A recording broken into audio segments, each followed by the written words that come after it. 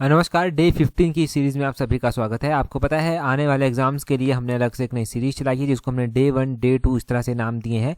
आज डे 15 इस सीरीज का हम जो है वो डिस्कस कर रहे हैं। आज से पहले जितने भी पार्ट हमने यहाँ पर डिस्कस किए हैं उन सबसे एग्जाम में क्वेश्चन पूछे गए हैं और उम्मीद करते हैं कि आगे जितने भी पार्ट होंगे, जितने भी क्वेश्चन होंगे वो भी आपकी बहुत ज़्यादा हेल्प करेंगे। अभी क्वेश्चन नंबर 1 से डिस्कशन को स्टार्ट करते हैं।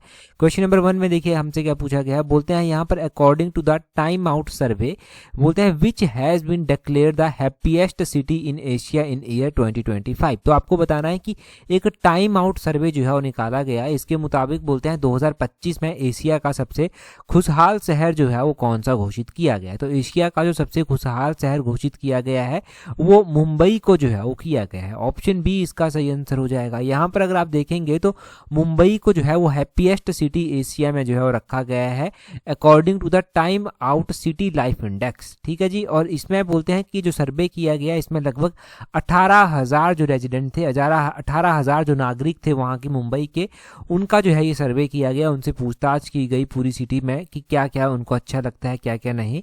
तो उन्होंने अपने अपने राय दिए और यहाँ से यही पता चलता है कि वो लोग खुश हैं और ये हैप्पीएस्ट सिटी है। अगर हम दूसरे नंबर पर बात करते हैं, दूसरे नंबर पर जो है वो बीजिंग चाइना का शहर है, इसका रैंक है। और तीसरे नंबर पर जो है वो संघाई है, इसका रैंक है। और चौथे नंबर पर जो है वो चियांग माई है, चौथे नंबर पर इसका चौथा रैंक है। ठीक है जी। तो टॉप के 3-4 आपने यहाँ पर ध्यान रखने हैं। अपने इंडिया का मुंबई टॉप पर है तो वो आपको याद रखना चाहिए। बोलते हैं city scored highest on parameter. जो मुंबई है उसने हाईएस्ट स्कोर किया है जो पैरामीटर थे, जैसे कि जॉय, कम्युनिटी बॉन्डिंग हो गया, लाइफस्टाइल हो गया, स्ट्रीट फूड कल्चर हो गया, नाइट लाइफ हो गया। इन सब में जो है वो यहाँ पर जो है अच्छा स्कोर जो है वो इसने किया है। तो ये सब जो है वो आप इस टाइम आउट सर्वे के बारे में, time Out City Life index के बारे में जो है वो ध्यान रखना। ठीक है जी। इतना सब यहाँ पर ध्यान रखना। अगला क्वेश्चन देखेंगे हमसे जो है वो क्या पूछा गया है। अगले क्वेश्चन में पूछा गया है according to the recent data as पर IRENARE statistics 2025 what is India's global rank in term of total installed renewable energy capacity including solar, wind और हाइड्रो। तो बोलते हैं कि IRENARE के आंकड़ों के अनुसार बोलते हैं हाल ही में जो पता चला है 2025 में, बोलते हैं कुल जो स्थापित नवीकरणीय ऊर्जा है जिसमें सौर, पवन, हाइड्रो सहित क्षमता के संदर्भ में बात की गई है, भारत की क्या रैंकिंग जो है वो रही है।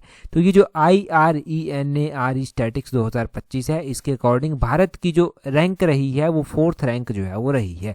ऑप्शन सी इसका सही आंसर हो जाएगा। अगर हम बात करते हैं लेटेस्ट डाटा की, लेटेस्ट डाटा IRENA का ये बोलता है कि जो भारत की रैंक रही है वो 4थी रही है total installed renewable energy capacity में। इसमें सोलर, विंड और हाइड्रो सब कुछ जो है वो आता है।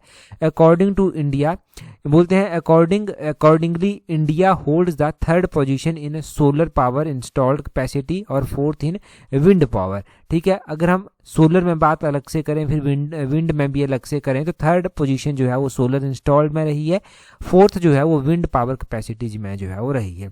Total RE capacity rank India का 4था है, एक बात हमने ये जानी। सोलर पावर रैंक जो है वो 3रा है, एक बात हमने ये जानी। और विंड पावर रैंक जो है वो 4था है, एक बात हमने ये जानी। तो ये पूरा आप डिटेल से यहाँ पर ध्यान रखना। डिटेल से भी क्वेश्चन बन सकता है, कोई भी क्वेश्चन बने, आपके कॉन्सेप्ट अगर क्लियर होंगे तो इजीली जो है वो आंसर कर पाएंगे, इजीली जो है वो क्वेश्चन को सॉल्व कर पाएंगे। अगला क्वेश्चन देखिए क्या बोलते हैं। बोलते हैं what is India's rank in global innovation index 2025। तो बोलते हैं कि वैश्विक नवाचार सूचकांक ग्लोबल इनोवेशन इंडेक्स जो 2025 का है उसमें भारत का क्या रैंक रहा है। अब बोलते हैं जो ग्लोबल इनोवेशन इंडेक्स 2025 का आया है उसमें भारत का 38th रैंक जो है वो रहा है। कौन सा 38th रैंक इसमें भारत का रहा है। ऑप्शन सी जो है वो इसका सही आंसर हो जाएगा। ग्लोबल इनोवेशन इंडेक्स के बारे में थोड़ा सा जानेंगे, यहाँ पर डिटेल में थोड़ा सा जानेंगे कि क्या क्या आउटकम्स यहाँ से जो है वो आई है, कौन इसको जारी करता है। बोलते हैं इंडिया रैंक 38th इंडिया का रैंक रहा है आउट ऑफ टोटल 190 इकोनॉमीज। और बोलते हैं ग्लोबल इनोवेशन इंडेक्स जो है ना इसको जारी किया जाता है वर्ल्ड इंटेलेक्चुअल प्रॉपर्टी ऑर्गेनाइजेशन के द्वारा। वर्ल्ड इंटेलेक्चुअल प्रॉपर्टी ऑर्गेनाइजेशन इसको जो है वो जारी करता है।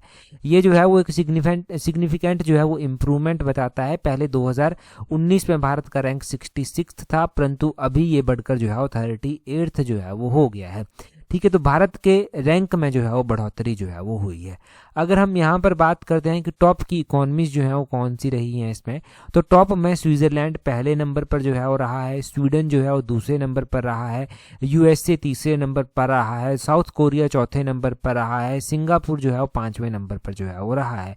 चाइना की बात करते हैं तो China ranked in the top 10 for the first time scoring 10th position. तो चाइना की जो है वो 10th पोजीशन जो है वो रही है, और ये पहली बार हुआ है ऐसा कि चाइना ने जो है वो टॉप 10 में जो है वो अपना जो है वो नंबर या फिर अपनी पोजीशन जो है वो बनाई है।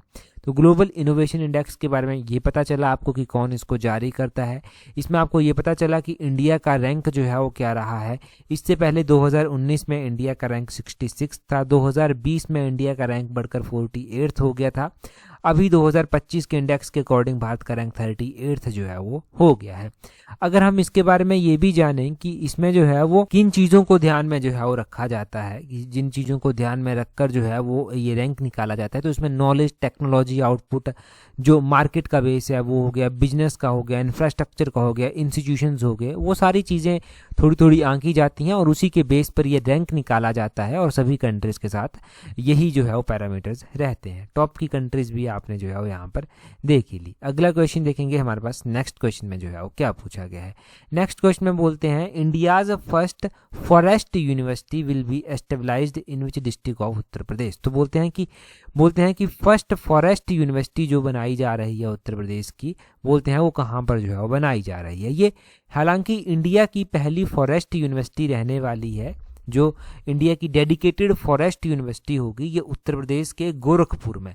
ऑप्शन बी इसका सही आंसर है, उत्तर प्रदेश के गोरखपुर में जो है वो बनाने जो है वो लगे हैं इसको, या फिर बनाई जाएगी इंडिया फर्स्ट फॉरेस्ट यूनिवर्सिटी। तो गोरखपुर ध्यान रखना।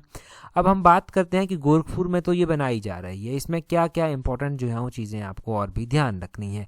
इसमें 500 करोड़ रुपए की इन्वेस्टमेंट जो है वो लगभग की जाएगी। इसमें जो है वो फोकस किया जाएगा फॉरेस्ट्री के ऊपर, वाइल्ड लाइफ कंजर्वेशन के ऊपर, एनवायरमेंटल स्टडीज़ के ऊपर, क्लाइमेट चेंज रिसर्च के ऊपर। इसमें लगभग जो कैंपस होगा वो 125 एकड़ में जो है वो फैला हुआ कैंपस होगा। इसमें जो है वो स्पेशलाइजेशन भी होगी और ट्रेनिंग वगैरह के ऊपर ज़्यादा फोकस जो है वो किया जाएगा। तो ये आपने इसका जो है वो ध्यान रखना।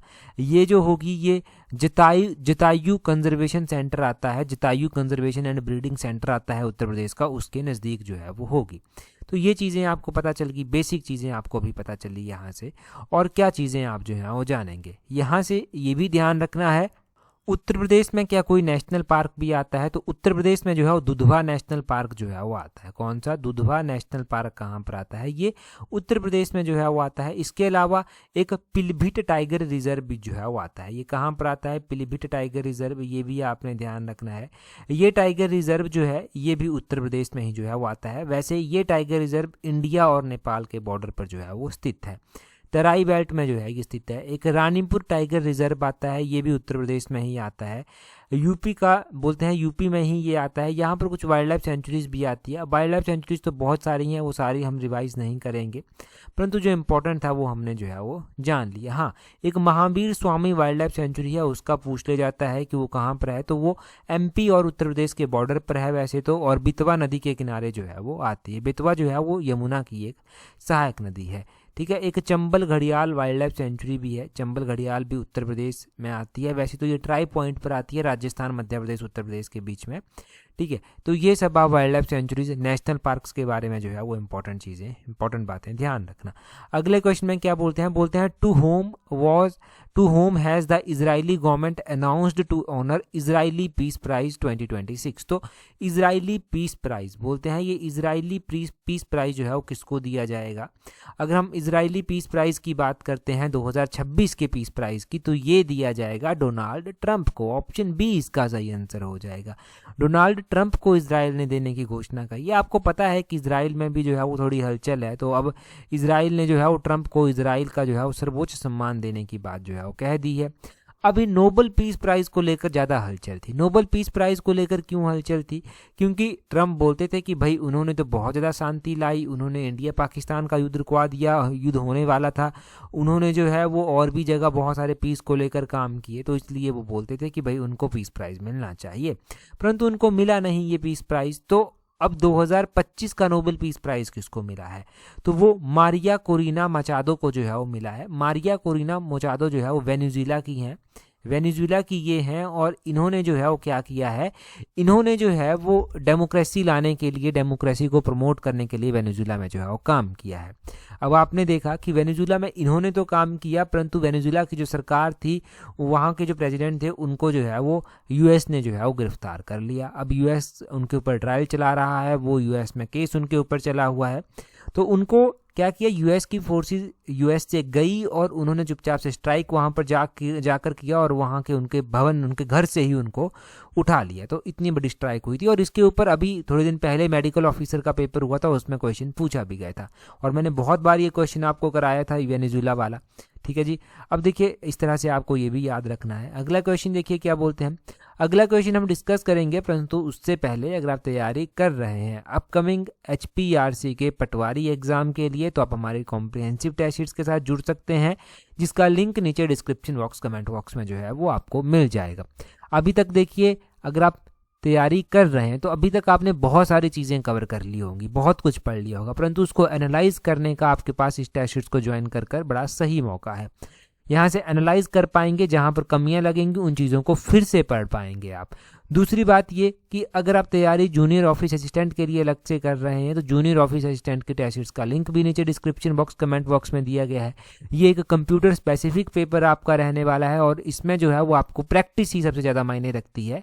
तो इसमें आप प्रैक्टिस कर जो है वो अपनी स्टडी को पॉलिश कर सकते हैं, जो किताबों से पढ़ रहे हैं उसको एनालाइज कर सकते हैं और आगे बढ़ सकते हैं। इन दोनों टेस्ट सीरीज के लिंक नीचे डिस्क्रिप्शन बॉक्स, कमेंट बॉक्स में दिए गए हैं। अगला क्वेश्चन देखेंगे हम क्या बोलते हैं अगले क्वेश्चन में बोलते हैं what is the official logo of COP17 conference 2026 on biodiversity. तो बोलते हैं कि COP17 जो कॉन्फ्रेंस है बायोडाइवर्सिटी के ऊपर, बोलते हैं COP17 ये जो है वो है, और COP17 का लोगो आपको जो है वो बताना है।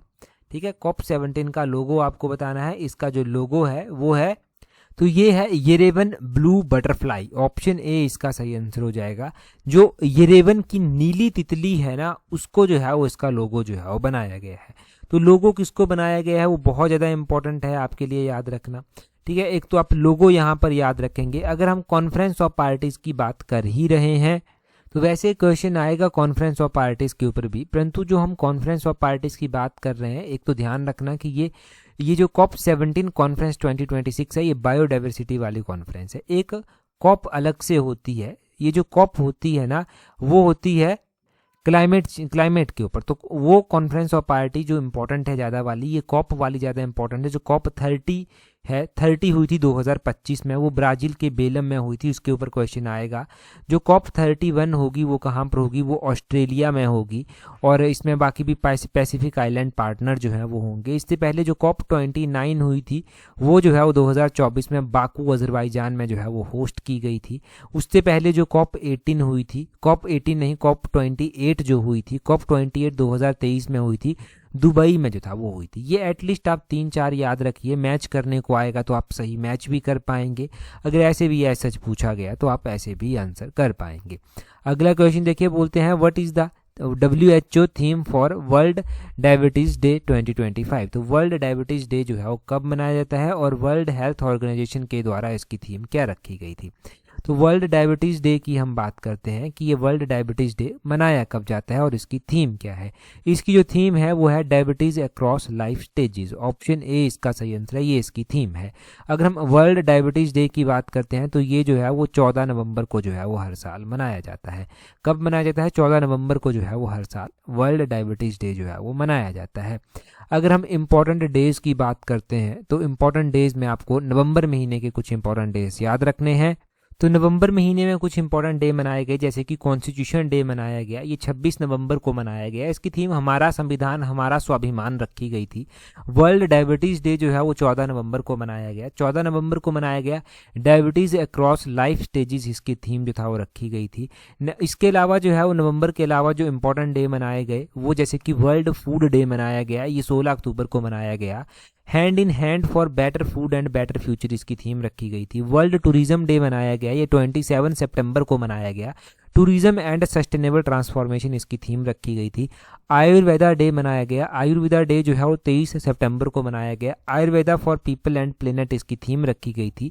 वर्ल्ड ओजोन डे मनाया गया, ये 16 सितंबर को मनाया गया। 2025 में इसकी थीम जो था वो for science to global action इसकी थीम रखी गई थी। इंटरनेशनल योगा डे तो 21 जून को मनाया जाता है। Yoga for one earth one health इसकी थीम रखी गई थी।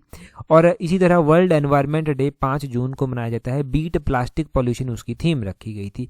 और भी बहुत सारे डे हैं, परंतु ये डेज के ऊपर भी हमने एक अलग से वीडियो बनाई हुई है जो डे 1 डे 2 वाले पार्ट में ही आपको मिल जाएगी। देखना, इसमें आपको एक इम्पॉर्टेंट वीडियो देखने को मिलेगी जिसमें हमने इंपॉर्टेंट डेज ही डिस्कस किए हैं।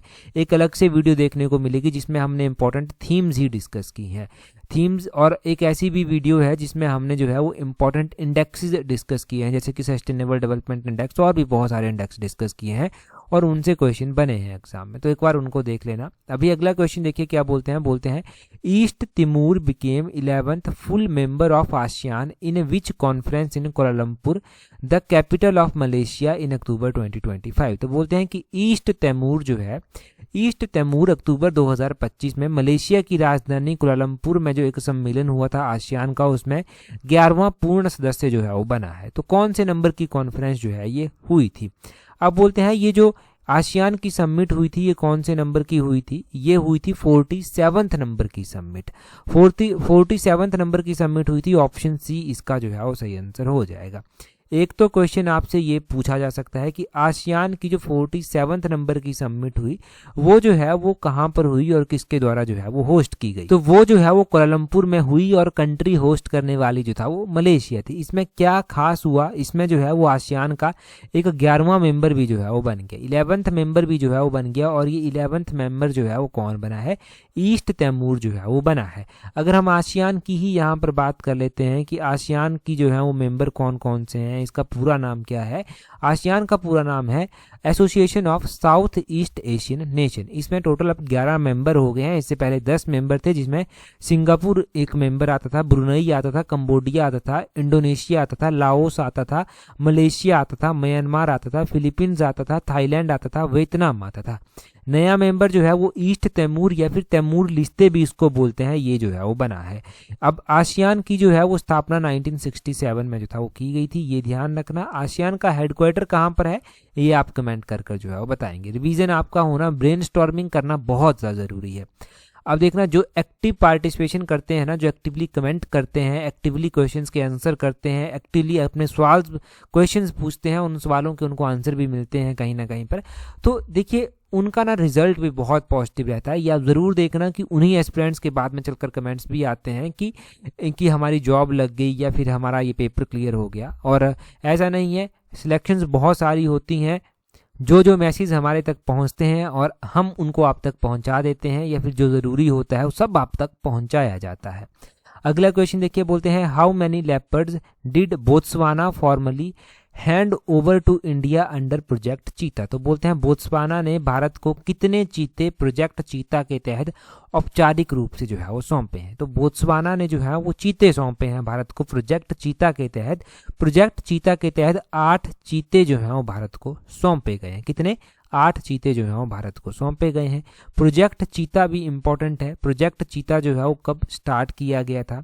ये लगभग 2022 में जो है वो स्टार्ट किया गया था। हम लेपर्ड की बात कर लेते हैं, तो स्नो लेपर्ड भी इम्पॉर्टेंट है, हिमाचल में पाया जाता है। स्नो लेपर्ड के ऊपर क्या कोई डे भी मनाया जाता है? तो स्नो लेपर्ड डे भी जो है वो मनाया जाता है। ये कब मनाया जाता है ये भी पता होना चाहिए आपको। तो स्नो लेपर्ड डे जो है वो इंटरनेशनल स्नो लेपर्ड डे इसको बोलते हैं। ये हर साल अक्टूबर महीने की 23 तारीख को मनाया जाता है। और चीता अलग से आ गया। चीता का पता है आपको कि ये जो है वो धीरे धीरे खत्म हो रहे हैं, और भारत ने जो है वो बोत्सवाना से चीते जो है वो यहाँ पर मंगवाए हैं। ठीक है जी, अगला क्वेश्चन देखिए क्या बोलते हैं। अगले क्वेश्चन में बोलते हैं who was awarded the best actress at the 97th academy award in 2025। तो 97th अकेडमी अवार्ड में बेस्ट एक्ट्रेस का अवार्ड जो है वो किसको दिया गया है? इस तरह के क्वेश्चन जो है वो एग्जाम में पूछे जाते हैं। तो 97th अकेडमी अवार्ड की हम जो है वो बात करते हैं। इसमें जो है जो बेस्ट एक्ट्रेस आई है वो आई है माइके मेडिसन। माइके मेडिसन का नाम आपने ध्यान रखना है। बेस्ट एक्टर जो आए हैं वो कौन आए हैं? बेस्ट एक्टर का नाम भी मैं यहाँ पर लिख देता हूँ, वो है एड्रियन ब्रॉडी का नाम मैं यहाँ पर लिख देता हूँ। एड्रियन ब्रॉडी हैं जो बेस्ट एक्टर का खिताब जिनको मिला है। जो बेस्ट पिक्चर यहाँ पर घोषित की गई है, बेस्ट पिक्चर वो कौन सी आई है, एनोरा जो है वो बेस्ट पिक्चर जो है वो आई है। एनोरा बेस्ट पिक्चर आपने ध्यान रख लेनी। तो इस तरह से ये 2-3 नाम मैंने कुछ बता दिए। एक बेस्ट इंटरनेशनल फीचर फिल्म भी आई है, वो I am still here I है। एक बेस्ट एनिमेटेड शॉर्ट फिल्म भी आई है, वो इन दी शैडो ऑफ सिप्रस आई है। तो इस तरह से ये 4-5 याद रख लीजिए। कोई सा भी एग्जाम में पूछा जाएगा तो एटलीस्ट ऑप्शंस देखकर सही ऑप्शंस तक आप पहुंच पाएंगे, और सही ऑप्शन तक पहुंच गए तो मतलब नंबर आपका पक्का है। अब हम कुछ वन लाइनर क्वेश्चन देख लेते हैं। वन लाइनर क्वेश्चन बड़ा इंपॉर्टेंट रोल प्ले करते हैं। बोलते हैं केंद्रीय गृह मंत्री अमित शाह की अध्यक्षता में 32वीं उत्तरी क्षेत्रीय परिषद की बैठक हुई है। ये कहाँ पर हुई है, तो ये जो है वो नई दिल्ली में जो है वो हुई है। ठीक है जी, नई दिल्ली में ये हुई है, तो नई दिल्ली ध्यान रखें। बोलते हैं तीसरी अंतर्राष्ट्रीय आयुर्वेद कांग्रेस कहाँ संपन्न हुई है, तो तीसरे नंबर की इंटरनेशनल आयुर्वेद कांग्रेस जो है वो मुंबई में जो है वो हुई है। अब देखिए ये मुंबई में हुई है। दूसरा आपने यहाँ पर ये भी ध्यान रखना है कि आयुर्वेदा डे जो है वो कब मनाया जाता है। अगर with proper presence of mind आप वीडियो सुन रहे हैं, डेडिकेशन के साथ सुन रहे हैं, तो मैंने थोड़ी देर पहले ही बताया है। अभी आप जल्दी से सोच लीजिए और कमेंट कर सकते हैं तो कमेंट भी साथ में कर दीजिए। याद नहीं भी रहा होगा तब भी याद रह जाएगा कमेंट करके। अगला क्वेश्चन देखिए क्या बोलते हैं। बोलते हैं हाल ही में किस राज्य के अंबाजी संगमरमर को जो है वो जीआई टैग मिला है, तो ये गुजरात के संगमरमर को जो है वो मिला है। ये अंबाजी संगमरमर जो है वो गुजरात का है। आगे बोलते हैं राष्ट्रीय प्रेस दिवस कब मनाया जाता है। नेशनल प्रेस डे की यहाँ पर बात की जा रही है कि ये कब जो है वो मनाया जाता है। ये हर साल जो है वो नवंबर महीने में 16 नवंबर को जो है वो मनाया जाता है। आगे बोलते हैं 44 नंबर के इंडिया इंटरनेशनल ट्रेड फेयर 2025 की थीम क्या थी, तो एक भारत श्रेष्ठ भारत इसकी थीम थी।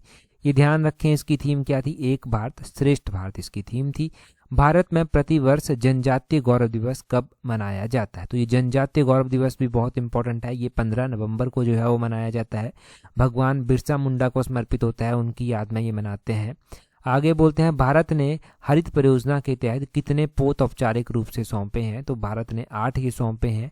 आगे बोलते हैं शानदार वर्ल्ड कप प्रदर्शन के बाद हरियाणा राज्य महिला आयोग की ब्रांड एम्बेसडर जो है वो किसे नियुक्त किया गया है, तो हरियाणा राज्य की जो महिला आयोग की ब्रांड एम्बेसडर बनाया गया है वो शेफाली वर्मा को जो है वो बनाया गया है। आगे बोलते हैं यूएन वाटर कन्वेंशन से जुड़ने वाला दक्षिण एशिया का पहला देश कौन सा बना है, तो यूएन वाटर कन्वेंशन से जुड़ने वाला दक्षिण एशिया का पहला देश जो है वो बांग्लादेश जो है वो बना है। आगे बोलते हैं राष्ट्रीय जल पुरस्कार 2024 में सर्वश्रेष्ठ राज्य बेस्ट स्टेट श्रेणी में प्रथम स्थान किसे मिला है, तो प्रथम स्थान यहाँ पर महाराष्ट्र को जो है वो मिला है। ये ध्यान रखना कि ये दिए अभी लास्ट ईयर ही दिए गए हैं, नवंबर 2025 में दिए गए हैं, परंतु हैं ये नेशनल वाटर अवार्ड्स 2024 के, और 6th नंबर के ये दिए गए हैं। 6th नेशनल वाटर अवार्ड्स ये दिए गए हैं। अच्छा, एक वाटर डे भी मनाया जाता है, ये कब मनाया जाता है ये आप कमेंट कर जल्दी से बताइए। ये तो टिप्स पर याद हो जाने चाहिए अब तक। अगले क्वेश्चन में बोलते हैं 2025 के लिए वर्ल्ड ऑफ स्टैटिस्टिक्स रिपोर्ट के अनुसार कौन से भारतीय शहर विश्व के शीर्ष 10 अरबपति शहरों में शामिल हुए हैं, तो ये मुंबई और नई दिल्ली जो है वो हुए हैं। ठीक है जी, आगे बोलते हैं क्वेश्चन में भारत श्रीलंका का संयुक्त सैन्य अभ्यास मित्र शक्ति 2025 कहाँ पर संपन्न हुआ है, तो ये बेलगावी में जो है वो संपन्न हुआ है। ये भारत और श्रीलंका के बीच में जो है वो मित्र शक्ति एक्सरसाइज होती है, ये भी नोट करना है। ये बेलगावी में हुआ है, और हुआ कौन से स्टेट में है, तो ये आपने ध्यान रखना है, बेलगावी कर्नाटक स्टेट में जो है वो आता है। 2025 का बुकर पुरस्कार किसे मिला, जो हंगेरियन विरासत वाले पहले लेखक बने हैं, तो ये जो है वो डेविड स्जेले को मिला है, और ये बहुत बार क्वेश्चन हम पढ़ चुके हैं, ये बहुत एक्सपेक्टेड क्वेश्चन है। आगे बोलते हैं COP30 कहाँ पर आयोजित हुई, तो ये हमने पहले भी मैंने बताया आपको, बेलम ब्राज़ील में COP30 हुई है। नवंबर 2025 में भारत के 91 नंबर के शतरंज ग्रैंड मास्टर बने हैं, इनका नाम जो है वो राहुल है। तो बोलते हैं ये राहुल VS बने हैं, किस राज्य से संबंध रखते हैं, तो ये तमिलनाडु राज्य से जो है वो संबंध रखते हैं। राष्ट्रीय सक्षम टीम में चयनित होने वाली भारत की पहली पैरा आर्चर कौन बनी है, तो वो शीतल देवी जो है वो बनी है। आगे बोलते हैं विश्व का पहला पूरी तरह कैशलेस देश कौन बना है, तो वो स्वीडन जो है वो बना है। राज्योत्सव पुरस्कार 2025 में सर्वोच्च भारतीय पुरातत्व योगदान हेतु सम्मान किसे मिला है, तो ये केजे दीक्षित को मिला है। आगे हॉर्नबिल फेस्टिवल के बारे में पूछा गया है कि बोलते हैं इसमें जो है वो किस देश को कंट्री पार्टनर जो है वो बनाया गया है, तो कौन सी कंट्री यहाँ पर पार्टनर बनी है, वो यूनाइटेड किंगडम जो है वो बनी है। यूनाइटेड किंगडम, ध्यान रखें, हॉर्नबिल फेस्टिवल की हम बात कर रहे हैं। अगले क्वेश्चन में बोलते हैं where was the 14th edition of exercise Ekuverin conducted in December 2025 की दिसंबर 2025 में ये एक्विवेरियन एक्सरसाइज हुई। बोलते हैं इसका 14वां संस्करण कहाँ पर हुआ, पिछले एडिशन में ही हमने डिस्कस किया है। अभी जल्दी से कमेंट कर जो है वो अपना आंसर बता दीजिए। टेलीग्राम पर अगर आपने हमें ज्वाइन नहीं किया है तो टेलीग्राम पर ज्वाइन करने के लिए अपने टेलीग्राम से @allexam31 सर्च कर लेना, आपको हमारा टेलीग्राम चैनल मिल जाएगा। आज की इस वीडियो में इतना ही है। That's all for today. Thank you very much for watching and listening it very patience.